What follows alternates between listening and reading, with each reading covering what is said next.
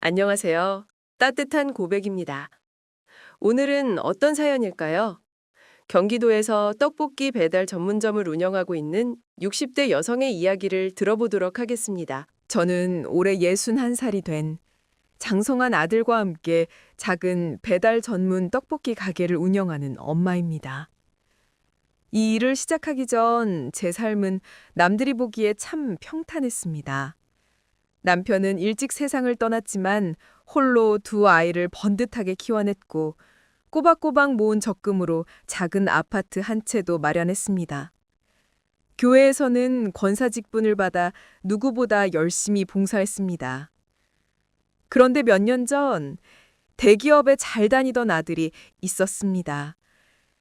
그 아이가 직장에서 큰 상처를 받고 하루아침에 짐을 싸서 집으로 돌아왔습니다. 방 안에 틀어박혀 나오지 않는 아들을 보며 제 가슴은 타들어갔습니다. 그렇게 1년을 보냈을까 아들이 먼저 제게 말을 꺼냈습니다. 엄마, 우리 뭐라도 같이 해보자고. 그 길로 저희는 모아둔 돈을 전부 털어 젊은이들이 좋아한다는 이 배달 전문 떡볶이 가게를 차렸습니다. 저는 제 신앙이 늘 뜨겁다고 자부했습니다. 매일 새벽 제단에 엎드려 기도했고 물질의 복을 구했습니다. 하나님께서 제 기도를 들으시고 성실하게 사는 우리 모자에게 복을 주실 것이라 굳게 믿었습니다. 하지만 이 골목은 따뜻한 밥상이 오가는 곳이 아니라 보이지 않는 전쟁터였습니다. 저희가 가게를 열고 석 달도 되지 않아 양옆으로 똑같은 떡볶이 가게가 3개나 더 생겼습니다. 배달 앱을 켜면 온갖 할인 쿠폰과 깃발 광고로 무장한 가게들이 저희 가게를 순식간에 밀어냈습니다. 울트라콜, 오픈리스트, 알아듣지도 못할 광고비를 매달 쏟아붓지 않으면 손님들은 저희 가게가 존재하는지조차 알지 못했습니다. 아들은 주방에서 떡볶이를 만들고 저는 포장과 주문 전화를 받았습니다. 하루 14시간을 좁고 뜨거운 주방에서 보냈습니다. 하지만 가장 힘든 것은 몸이 아니었습니다.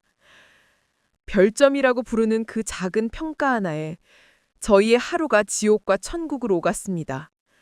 어떤 날은 배달이 조금 늦었다고, 어떤 날은 튀김이 금세 식었다고, 별 하나와 함께 달리는 날카로운 후기들은 방에서 겨우 나온 아들의 마음을 다시 멍들게 했습니다.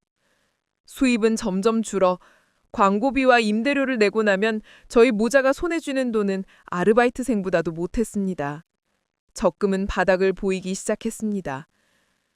제 기도도 변해갔습니다. 하나님, 어째서입니까? 저는 주님의 것을 구별했고 주일이면 교회에서 누구보다 열심히 봉사했습니다.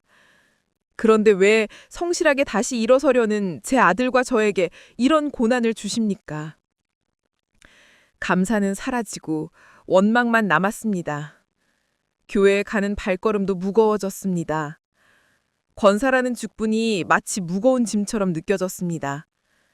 성도들이 제게 가게는 잘 되시냐고 물을 때마다 저는 억지 웃음을 지으며 괜찮다고 다 하나님의 은혜라고 거짓말을 해야 했습니다. 그날은 비가 억수같이 쏟아지던 금요일 저녁이었습니다. 배달 전문점에게 비 오는 금요일은 그야말로 전쟁입니다. 주문인 1분마다 밀려드는데 배달 기사님들은 턱없이 부족했습니다. 주문 앱에서 주문이란 소리가 연달아 울렸고 아들은 땀으로 범벅이 되어 떡볶이를 볶았습니다. 그런데 1시간 전에 나갔어야 할 주문 하나가 배달 기사님이 잡히지 않아 덩그러니 포장대에 놓여 있었습니다. 아들의 얼굴이 하얘졌습니다. 하필이면 그 주문은 저희 가게에서 가장 비싼 세트 메뉴를 시킨 이른바 VIP 고객의 주문이었습니다. 배달지는 불행인지 다행인지 가게에서 불과 5분 거리, 동네에서 가장 좋고 비싼 그 주상복합 아파트였습니다. 아들은 발을 동동 굴렀습니다. 이거 제 시간에 못 가면 분명 별점 테러 당한다고. 그 순간 저는 앞치마를 벗어 던질 생각도 못하고 그 뜨거운 떡볶이 봉투를 들었습니다. 제가 가기로 했습니다. 저는 빗송을 뚫고 미친 듯이 달렸습니다. 머리는 비에 젖어 볼품없이 달라붙었고 낡은 제 신발은 빗물로 질척거렸습니다. 떡볶이 국물 냄새와 기름 냄새가 비에 젖은 제 옷에서 진동했습니다. 겨우 아파트 1층 로비에 도착해 비밀번호를 누르고 들어섰습니다. 엘리베이터를 기다리며 겨울에 비친 제 모습을 보았습니다. 저는 초라한 60대 배달원이었습니다. 그때 띵 소리와 함께 엘리베이터 문이 열렸습니다. 그리고 저는 그 안에서 제가 이 세상에서 가장 마주치고 싶지 않던 사람과 눈이 마주쳤습니다.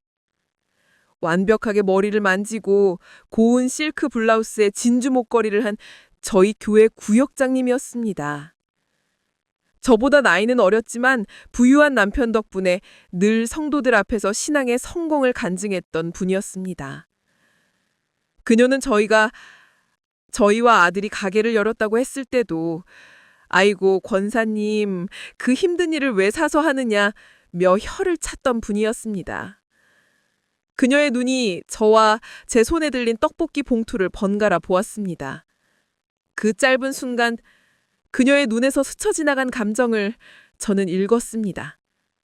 그것은 안타까움 혹은 그보다 더한 극률함이었습니다.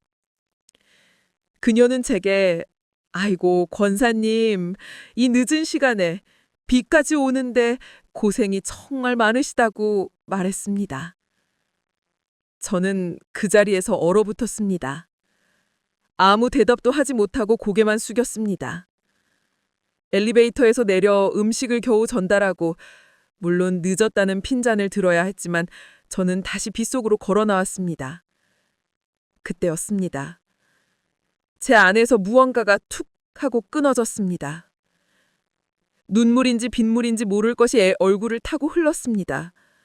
인생이 서러웠습니다. 하나님을 믿는다고 권사라고 으스대던 내 모습이 결국 이거였구나. 하나님 정말 제게 왜 이러십니까? 제 믿음의 결과가 고작 비에 젖은 떡볶이 배달입니까? 저는 가게로 돌아가지 않고 빗속에서 한참을 그렇게 울었습니다. 그날 밤 가게로 돌아온 제 모습을 보고 아들이 기겁을 했습니다. 저는 아무 말도 하지 않았습니다. 그리고 다음 날 아침 아들에게 말했습니다. 우리 이제 그만 접자. 아들도 더 이상 저를 말리지 않았습니다. 그렇게 모든 것을 정리하려던 며칠 뒤였습니다. 가게 문을 닫고 짐을 정리하고 있는데 전화가 한 통 걸려왔습니다. 그 구역장님이었습니다. 저는 전화를 받고 싶지 않았습니다. 또 무슨 위로의 말로 저를 비참하게 만들까 두려웠습니다. 하지만 전화를 받았고 수화기 너머로 뜻밖의 목소리가 들려왔습니다. 그녀는 울고 있었습니다. 그녀는 제게 며칠 전 엘리베이터에서 저를 마주친 그날 밤 잠을 한숨도 잘 수 없었다고 고백했습니다. 그녀는 늘 모든 것을 다 가진 척, 완벽한 믿음을 가진 척 연기했지만 사실 남편의 사업은 무너져 내리고 있었고 유학 간 아들은 겉돌며 망겨져 가고 있었습니다. 매일 밤 수면제 없이는 잠들 수 없었고 교회에서 웃으며 하는 간증은 모두 거짓이었다고 했습니다. 그러면서 그녀가 제게 말했습니다. 그런데 권사님, 그날 비에 젖어 떡볶이를 들고 서 있던 권사님 모습이 자기 평생 본 모습 중에 가장 거룩해 보였다고 했습니다. 자기는 아들이 망가져가도 아무것도 해줄 수 없는데 권사님은 아들과 함께 땀 흘려 일하고 아들을 위해 그 빗속을 뚫고 직접 배달까지 하는 그 모습이 너무나 부끄러워서 그날 밤 내내 울었다고 했습니다. 저는 전화기를 붙들고 그 자리에 주저앉았습니다. 하나님은 저를 부끄럽게 하시려고 그분을 만나게 하신 것이 아니었습니다. 제가 가장 비참하다고 느꼈던 그 순간, 제가 실패했다고 절망했던 그 모습을 통해 가장 완벽해 보였던 한 영혼을 위로하고 그분의 마음을 돌이키고 계셨습니다. 저는 제 자존심과 세상의 성공만을 구하고 있었습니다. 하지만 하나님은 그 실패의 자리에서 저를 위로의 도구로 사랑의 증거로 사용하고 계셨습니다. 저는 아들을 다시 불렀습니다. 그리고 그날 있었던 일들을 모두 이야기했습니다. 아들도 저를 따라 한참을 울었습니다. 저희 가게는 아직 그 자리에 있습니다. 여전히 경쟁은 치열하고 주문은 들쑥날쑥합니다. 하지만 모든 것이 달라졌습니다. 그 구역장님은 이제 저희 가게의 가장 든든한 단골 손님이 되었습니다. 그녀는 이제 성도들 앞에서 자신의 실패와 연약함을 고백하며 더 큰 울림을 주는 사람이 되었습니다. 저는 오늘도 아들과 함께 떡볶이를 만듭니다. 이것은 더 이상 생계를 위한 수단이나 세상의 성공을 위한 발판이 아닙니다. 이곳은 하나님께서 저와 제 아들을 다시 만나주신 거룩한 자리이자 실패한 인생처럼 보이는 우리를 통해 누군가를 살리시는 놀라운 사랑의 일터입니다.